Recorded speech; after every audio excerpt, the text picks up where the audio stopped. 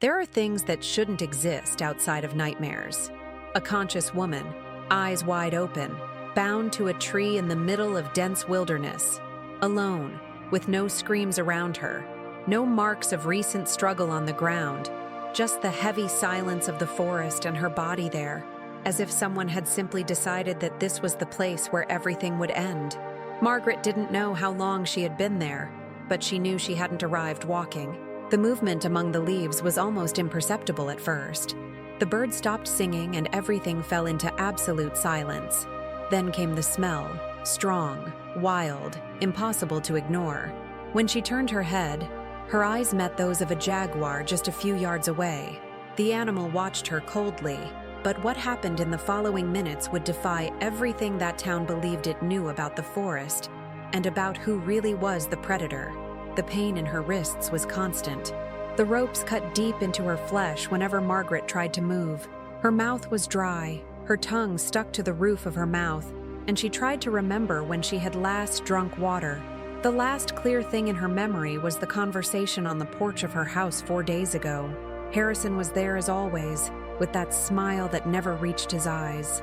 The most powerful rancher in the region, owner of lands that stretched for miles, talking about progress, about opportunities, about how good it would be for everyone if Margaret just signed the papers. But Margaret had said no. For the 12th time that month, she had said no. Those lands were small, but the soil was exceptionally fertile, a family inheritance that produced even when neighboring properties dried up. And more importantly, it was the only independent property right in the center of the empire that Harrison had been building for years. The man already controlled everything around it, but that small island of resistance bothered him deeply.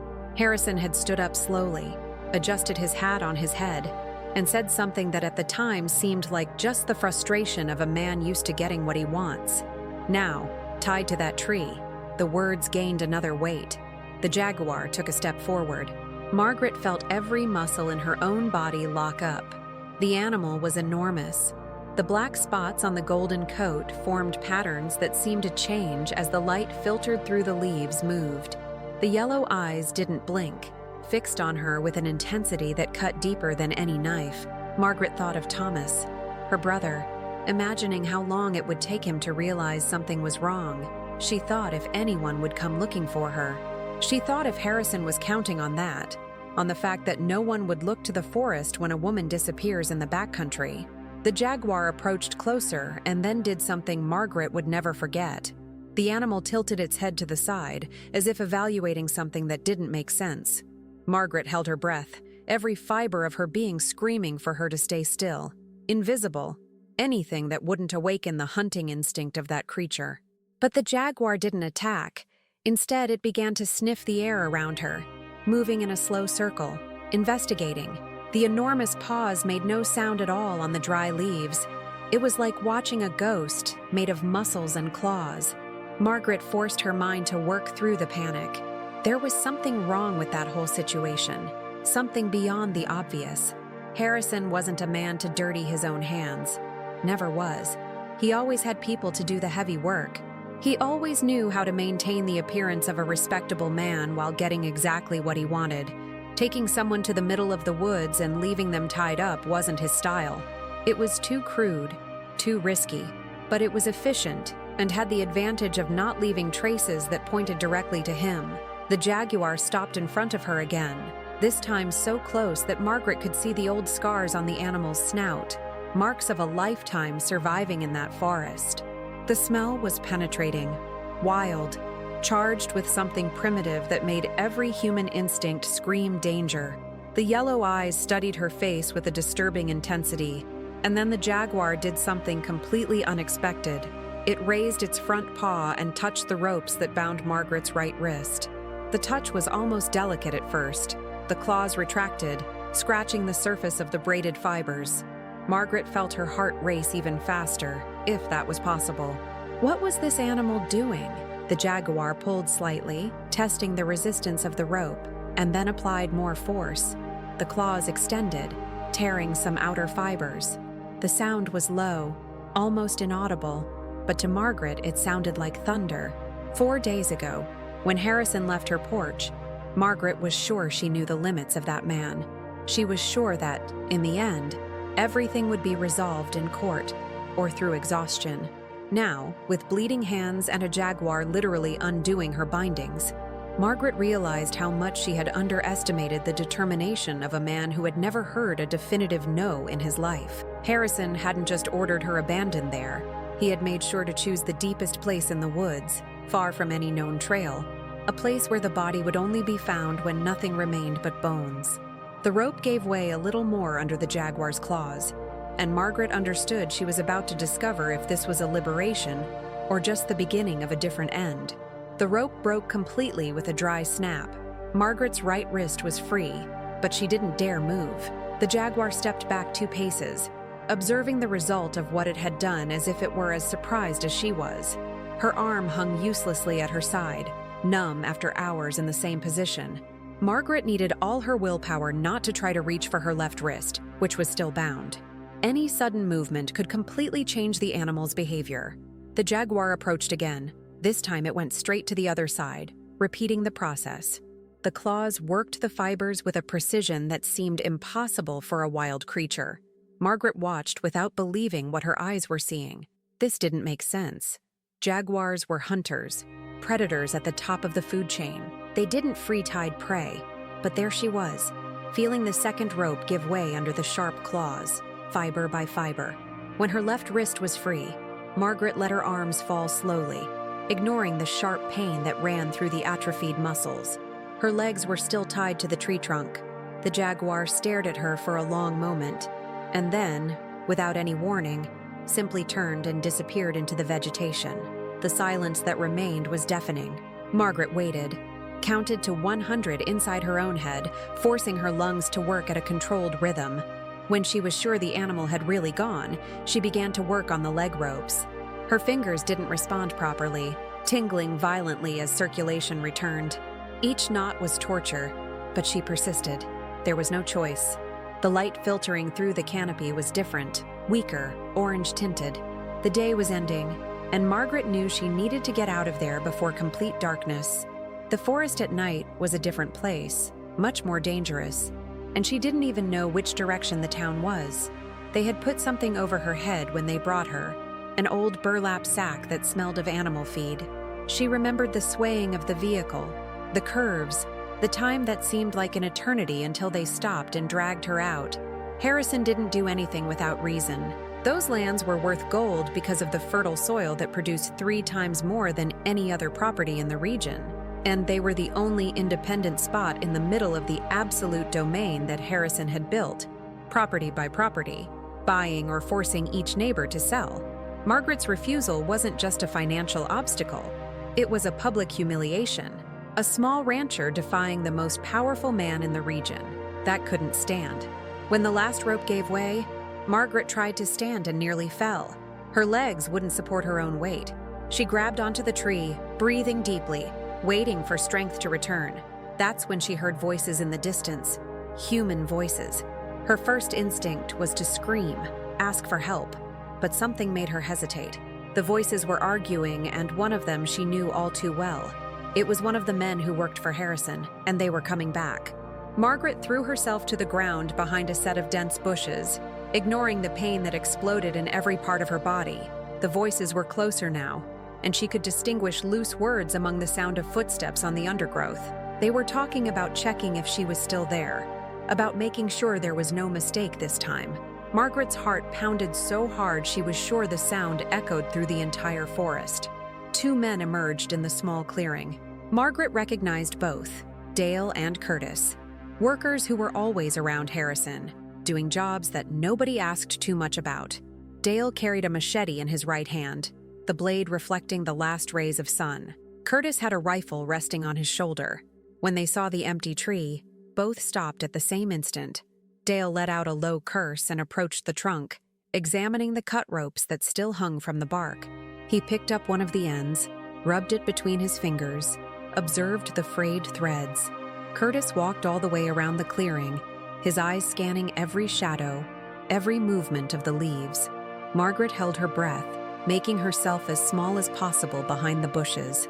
An ant climbed up her arm and she didn't move. even when she felt the burning sting on her skin. They left. The voices echoed through the woods as they searched the surroundings, but they didn't return to the clearing. Margaret waited until she heard nothing more, until the silence returned complete. Only then did she allow herself to breathe normally. She got up carefully, testing her legs, forcing them to support her weight. Each step was agony, but they worked. She needed to get home. She needed to reach Thomas before Harrison discovered the plan had gone wrong. Her brother was the only person she could trust now, the only one who would believe what had happened. But more importantly, he was smart. Always had been smarter than her. He would know what to do, how to use that information, how to turn the game against Harrison. The problem was that Margaret had no idea where she was. The forest stretched in all directions, a green labyrinth without obvious references. The sun was descending fast, and in a matter of minutes it would be too dark to walk safely. She chose a direction that seemed to lead downward, following the slight incline of the terrain. Water ran downward, and where there was water, eventually there were people. She walked for 23 minutes before hearing a low, deep sound coming from somewhere to her left, a growl that made every hair on her body stand up. The Jaguar had returned, and this time Margaret wasn't tied up. Margaret stood completely still. The growl came again, louder this time, but there was something different about it. It wasn't the sound of an animal about to attack, it was a warning. She turned her head slowly in the direction of the sound, and saw the Jaguar standing between two thick trees, body tense, eyes fixed, not on her, but on something beyond. Margaret followed the animal's gaze and felt her blood freeze. There was a snake coiled on a low branch, right in the direction she was heading, the triangular head raised, the forked tongue testing the air. A timber rattlesnake, large, the kind that killed in a matter of hours if there was no treatment. The Jaguar moved first, not in the direction of the snake, but circling, positioning itself between Margaret and the reptile. The feline growled low, a continuous sound that made the snake sway its head, undecided between attacking or retreating. Margaret took advantage of the moment and took 2 steps back, then 3, moving away from that impossible situation. The snake finally decided it wasn't worth the risk and slid into the dense foliage. The Jaguar watched it go and then looked at Margaret once more. There was something in that look, a communication that transcended words, before the animal disappeared again into the forest. Margaret stood still for a long moment, trying to process what had just happened twice. That animal had saved her twice. It made no sense at all. It defied everything she knew about nature and about how things worked. But it had happened, and if she told this to anyone, they would never believe it. They would think she was delirious, that the sun and fear had done things to her mind. She continued walking, more attentive now to each step, observing the ground before placing her foot. The darkness was quickly overcoming the light, transforming the forest into a labyrinth of shadows and undefined shapes. She stumbled on an exposed root and fell to her knees, her hands sinking into the damp earth. When she got up, she realized she could hear something different. Running water, a stream, maybe a creek. She followed the sound. The creek was narrow but deep, the dark water running fast over smooth stones. Margaret knelt on the bank and drank, quenching part of the thirst that burned her throat. The water was freezing and tasted of earth, but it was the most wonderful thing she had ever tasted. She drank until she couldn't anymore. Then she wet her face and the back of her neck, feeling the low temperature bring a bit of lucidity back. That's when she heard the distant but unmistakable shouts, human voices calling for someone, and one of them she recognized immediately. Thomas. Her brother was looking for her. Margaret tried to shout back, but her voice came out weak, too hoarse to carry far. She began to follow the creek in the direction of the voices, forcing her legs to move faster. And then she saw the lights, torches and lanterns swaying between the trees. People were coming. Thomas was the first to see her. He ran through the creek, his boots soaked up to the knees, and threw himself into Margaret's arms with a force that almost knocked them both down. She felt his tears wet her neck, heard the muffled sobs as he held her, as if afraid she would disappear again. Behind him came 5 other men from town, people Margaret had known her whole life, neighbors, friends, people who dropped everything when Thomas knocked on their doors saying his sister had vanished. They asked questions, Many questions. Where had she been? What happened? Who did this? Margaret looked at the faces illuminated by the flickering flames of the torches and saw genuine concern. But she also saw fear. Fear of speaking too much, of asking too much, of getting involved in something that could bring trouble. Harrison had power over that entire town, and everyone knew it. Silence was safer than truth. Thomas noticed his sister's hesitation and took control. He said they needed to get her out of there first, that there would be time to talk later. The men agreed quickly, relieved not to have to deal with details at that moment. They formed a group around Margaret, helping her walk, offering water from canteens, sharing the weight when her legs weakened. It took almost 2.5 hours to reach the edge of the dirt road where the horses and wagon waited. The trip back was silent. Margaret was lying in the back of the wagon, her head in Thomas's lap, feeling his fingers run through her hair, like when they were children and she woke from nightmares. He didn't say anything, but she felt the unasked questions, the tension in every muscle of his body. Her brother always knew how to read situations better than anyone, always knew when something was wrong. When they arrived at their small property, the other men said goodbye quickly and left. Nobody wanted to stay. Nobody wanted to know more details. It was better that way, less dangerous. Thomas helped Margaret into the house, lit the lanterns, put water on to boil. Only after she was sitting at the table, with a cup of hot tea between her trembling hands, did he allow himself to ask. Margaret told everything, every detail, from the moment she woke up, tied until the Jaguar freed her, passing through Harrison's men coming back to check their work. She told about the snake, about the second time the animal saved her. Thomas listened in absolute silence, his face getting paler and paler as the story progressed. When she finished, he stared at her for a long moment. Then he said something that changed everything. He said that Harrison had come to the house that very afternoon, asking if he had news of his sister.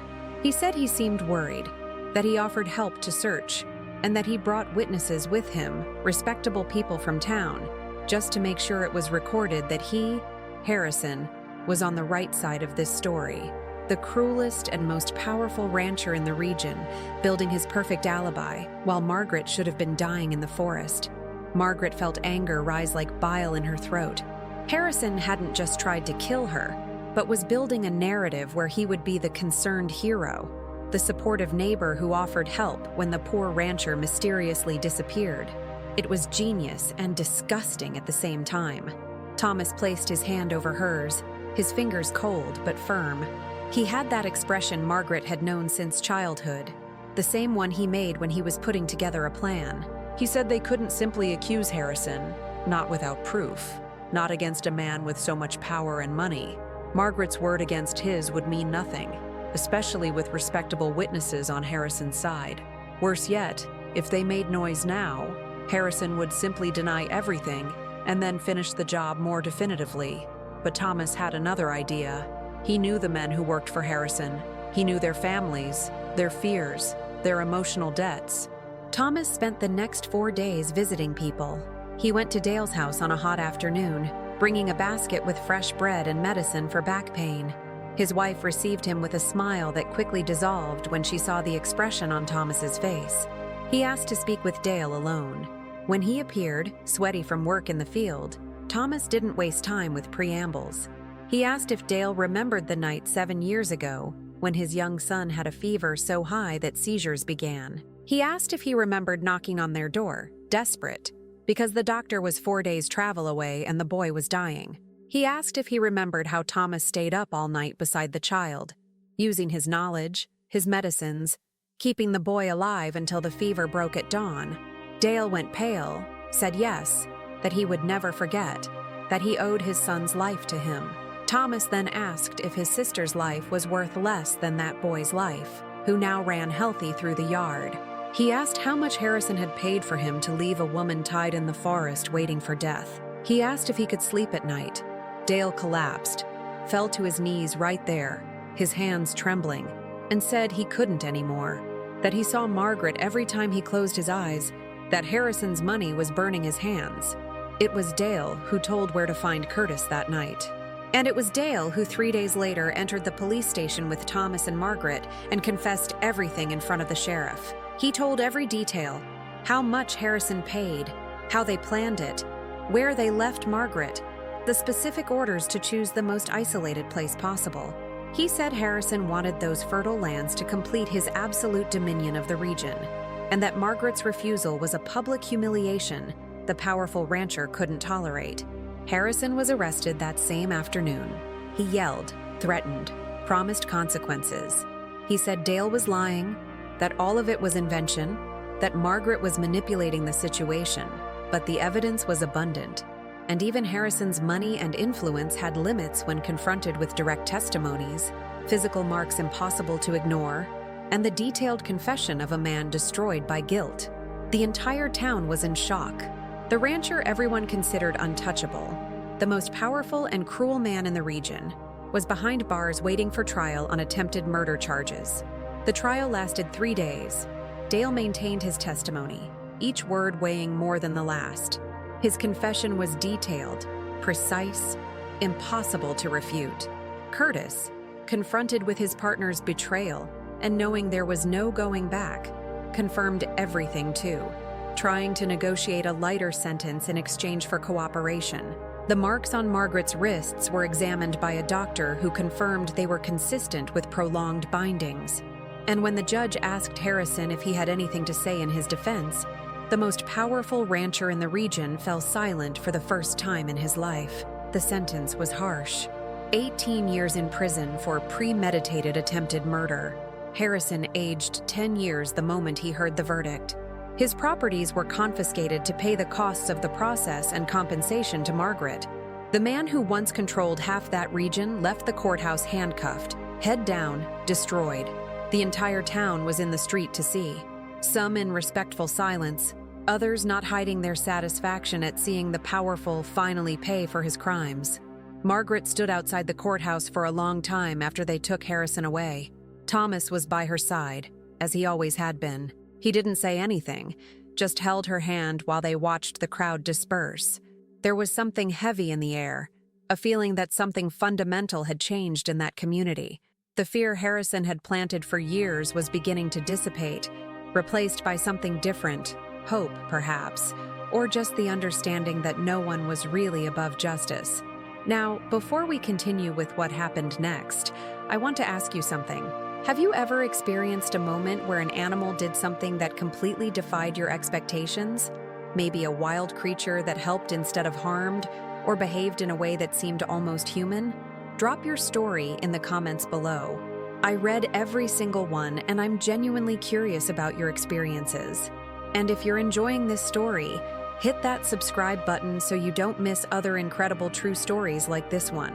Your support means the world to us. But there was something else Margaret couldn't get out of her head. The Jaguar, that animal that saved her not once, but twice, defying all logic and reason. She never told that part of the story to anyone except Thomas.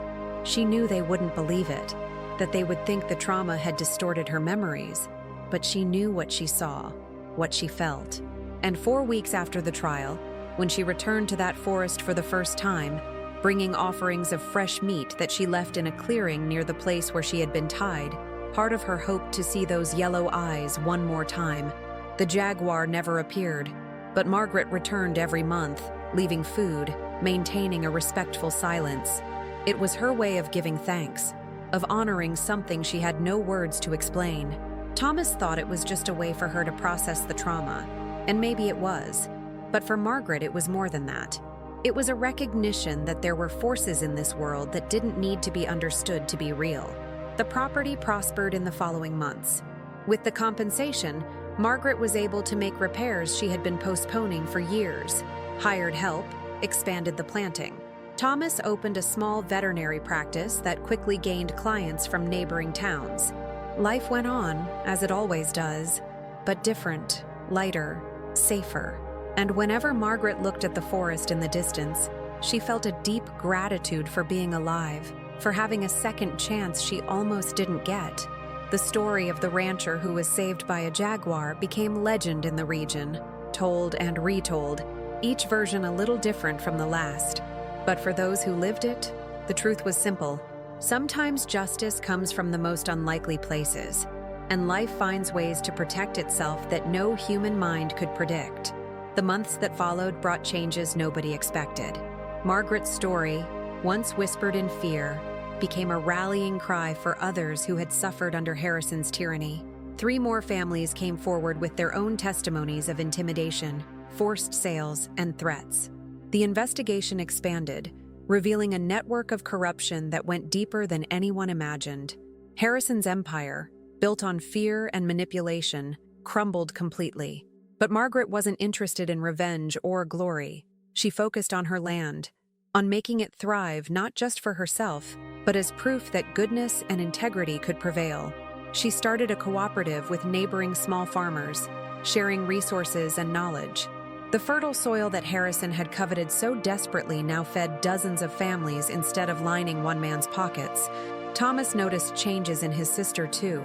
She was quieter now, more contemplative. She spent hours looking toward the forest, and he knew she was thinking about that Jaguar. One evening, as they sat on the porch watching the sunset paint the sky in shades of orange and purple, Margaret finally spoke about it. She said she had been researching jaguars, reading everything she could find about their behavior. Nothing explained what happened to her. Jaguars were solitary, territorial, and certainly didn't free humans from bondage. But she had seen it with her own eyes, felt the deliberate gentleness in those powerful claws as they worked through her bindings. She told Thomas she believed some things in nature operate on frequencies humans can't fully comprehend, connections that exist beyond our understanding of predator and prey. Thomas listened without judgment. He had seen the scars on her wrists, heard the truth in her voice when she first told the story. He believed her, even if he couldn't explain it. And he had learned long ago that the world was far stranger and more wonderful than most people were willing to admit. The seasons changed. Spring brought new growth to the land and new hope to the community. Margaret's cooperative flourished, becoming a model for sustainable farming in the region. People came from other counties to learn their methods, to hear their story. Margaret never mentioned the Jaguar in these tellings, keeping that sacred mystery close to her heart. But she continued her monthly pilgrimages to the forest, always alone, always bringing offerings. Thomas worried at first, concerned for her safety, but Margaret assured him she felt safer in those woods than anywhere else. There was a peace she found there, among the ancient trees and dappled sunlight, a connection to something primal and true. On one of these visits, nearly a year after her ordeal, Margaret was sitting quietly in the clearing when she heard it, the soft padding of enormous paws on forest floor. Her heart didn't race with fear this time. She remained still, barely breathing, and then she saw it. The Jaguar emerged from the undergrowth, magnificent and powerful, those same yellow eyes regarding her with what could only be described as recognition. They looked at each other for a long moment, woman and wild cat, separated by evolution but connected by an experience that transcended species. The Jaguar's tail swished once, twice, and then it turned and melted back into the forest as silently as it had come. Margaret felt tears on her cheeks and realized she was smiling. She whispered a thank you to the empty clearing, knowing somehow that it had been heard. She told Thomas about the encounter when she returned home. He pulled her into a tight embrace and said he was glad she had gotten her goodbye. But Margaret shook her head. It wasn't a goodbye, she explained. It was an acknowledgement, a mutual recognition that their paths had crossed for a reason, that they were forever linked by that impossible day when the natural order bent just enough to allow mercy to exist, where only violence should have been. The story continued to spread, reaching newspapers in larger cities, attracting the attention of wildlife researchers and animal behaviorists. Several wanted to interview Margaret, to study the area, to try to explain what had happened. She politely declined all of them. Some mysteries, she believed, were meant to remain mysteries. The moment she tried to dissect it, to analyze it under the cold light of scientific scrutiny, she would lose the magic of it, the sacred, inexplicable nature of what had occurred. Harrison, in his prison cell, heard about Margaret's success through other inmates. The news aided him worse than the bars that held him. He had lost everything trying to take what wasn't his. and the woman he had tried to eliminate was now thriving, celebrated, free. His own greed and pride had been his downfall, and he would spend the next 18 years contemplating that bitter truth. Dale found redemption through his confession. The guilt that had been consuming him lifted, replaced by a quiet peace. He continued to work the land, but now for Margaret's cooperative, earning an honest living and rebuilding his reputation one day at a time. His son, now a healthy young man, knew the full story and was proud of his father for choosing truth over loyalty to a corrupt master. Curtis took longer to find his way. The shame of what he had done haunted him through his reduced sentence. When he was finally released, it was Thomas who offered him a second chance, a job at the veterinary practice doing manual labor. Curtis accepted with tears in his eyes, vowing to spend the rest of his life making amends for that one terrible choice. 3 years after the incident, Margaret stood in her fields watching the sunset once again. The land was producing better than ever, the cooperative was expanding, and the community had healed from the wound of Harrison's reign.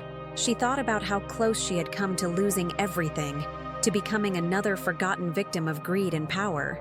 But she hadn't been forgotten.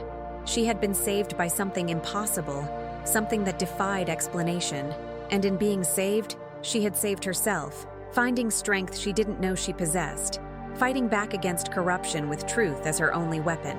The forest behind her property had become a sanctuary, protected land that she had purchased with part of her compensation money. No hunting, no development, just wild nature left to its own devices. It was her gift to the Jaguar, to the forest that had witnessed her darkest moment and her greatest miracle. Thomas joined her in the field, carrying 2 cups of coffee. They stood in comfortable silence, siblings who had weathered a storm together and emerged stronger. He asked if she still visited the clearing. She nodded. He asked if she had seen the Jaguar again. She smiled, but didn't answer, and he understood. Some things were hers alone to know. As darkness fell and stars began to appear in the vast sky above them, Margaret felt a profound sense of gratitude wash over her, not just for surviving, but for learning what she had learned, that the world was wilder and more wonderful than she had ever imagined, that justice could prevail even when the odds seemed impossible, that sometimes the most unexpected allies could appear when you needed them most.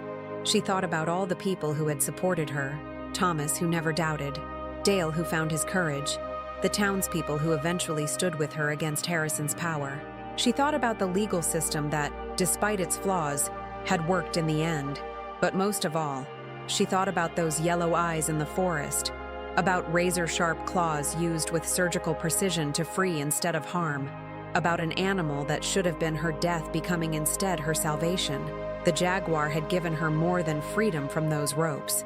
It had given her a story that would live forever, a reminder that miracles, real miracles, still existed in this world, not the kind written about in ancient texts, but the kind that happened in forests and clearings, witnessed by no one but the trees and the sky, believed by few but known to be true by those who lived them. Margaret finished her coffee and turned back toward the house, Thomas walking beside her. Tomorrow would bring more work, more challenges, more opportunities to build something good from the ashes of what Harrison had tried to destroy. But tonight, she would sleep peacefully, knowing that somewhere in that protected forest, a jaguar walked free, carrying with it the same inexplicable connection that Margaret carried in her heart. The town of Millbrook would never forget the summer when justice finally came for Harrison Blackwood, when a small rancher stood up to tyranny and won. But the real story, the one that mattered most, was known by only a few. It was a story about the mysterious ways the universe works, about debts paid in ways we never expect, about the thin line between the world we think we know and the one that exists just beyond our understanding. And in that space, in that liminal place where the impossible becomes possible, a woman and a jaguar had met, and both of their lives were forever changed. Thank you so much for staying with us through this incredible journey. If this story touched your heart, moved you, or made you think differently about the world around us, I'd love for you to join our community by subscribing to the channel. We share stories like this one every week, true tales of courage, mystery, and the unexpected connections that make life extraordinary. But more than that, I want to hear from you. What did this story teach you? Have you ever experienced something that defied explanation? A moment where nature or fate intervened in ways you couldn't predict? Share your thoughts and your own stories in the comments below. This community thrives on your voices, your experiences, your perspectives. Every comment, every story you share, enriches all of us. And if you know someone who needs to hear this story, someone who's facing their own battles, or who simply loves tales of resilience and wonder, please share this video with them. Sometimes the stories we need most find us exactly when we need them. Thank you for being here, for listening, and for being part of this incredible community. Until next time, stay curious, stay brave, and remember that the world is far more magical than we often give it credit for.